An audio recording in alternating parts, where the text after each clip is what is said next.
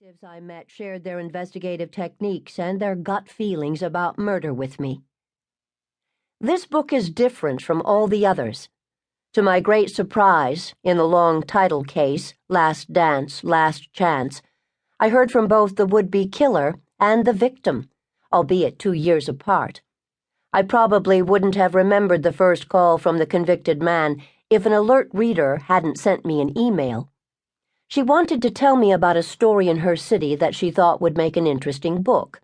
It sounded interesting, even more interesting when she gave me the name of the accused, which sounded vaguely familiar. I dug deep into a box of newspaper clippings, letters, and my own notes scribbled on fading yellow legal pads, and found something that matched my recall.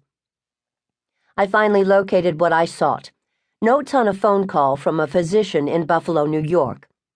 He had called to persuade me to write a book that would unveil the shabby treatment he felt he had received from the New York State Department of Health. They had taken away his license to practice medicine for reasons, he said, that were entirely prejudicial. I remember that he was very well spoken, with a deep, authoritative voice, and that I felt some sympathy for him as he told me his life was in ashes. I explained to him that I wasn't an investigative reporter and didn't write the kind of book he wanted. I suggested he contact a reporter in Buffalo who might be interested in exposing the roots of a medical scandal. He seemed to understand, and he even introduced me to his wife, who was listening on an extension. Although he knew I couldn't write his book for him, he insisted on sending me the biography his wife had written about his tragedy. A few days later, I mailed him the 8-page handout I have put together for aspiring writers. He sent me the manuscript of his biography, which was more than 100 pages long, single-spaced, and full of details about his life, especially about his career in medicine and its disastrous ending. Titled M.D. Mass Destruction, and written from the point of view of the doctor's wife, the manuscript was ponderous, although the spelling and grammar were correct. His wife obviously idolized the doctor, and she went on for chapter after chapter about how wonderful and kind he was, how brilliant and dedicated.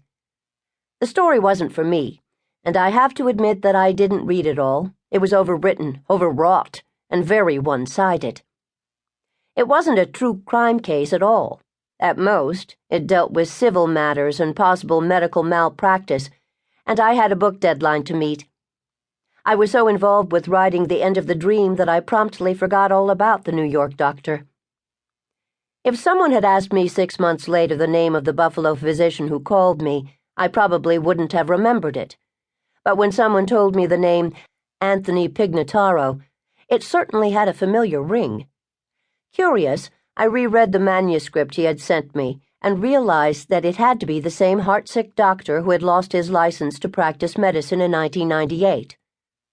By 2000, he appeared to have even more problems in his life. When I heard about the charges against Dr. Pignataro, I contacted the district attorney's office in Erie County, New York. The Pignataro case was being handled by the chief assistant DA in charge of the Special Investigation Unit, Frank Sedita. I told Sedita about my short correspondence with Dr. Pignataro. Because I knew that Pignataro had read my books, I sent Sedita 2 volumes that I thought might have significant ties to his current investigation: Everything She Ever Wanted and Bitter Harvest. Frank Sedita eventually passed them on to Deborah Pignataro, Dr. Pignataro's estranged wife. And one day she called me. She told me of an all-too-true scenario that seemed almost unbelievable. This story began quite routinely as a civil matter, but it became an incredibly tangled spiderweb of pretense, deception, deadly plots, and tragedy. Once again, just as I had been when I researched And Never Let Her Go, I was drawn back to a place where I had lived long ago. This time it was Western New York State, where I spent 2 years when my then-husband was assigned to an anti-aircraft battery in the middle of the Tuscarora Indian Reservation. We lived in a small trailer a few miles from the tiny village of Youngstown, New York, in the farthest northwestern corner of New York State. My first child was born in Niagara Falls at Mount St.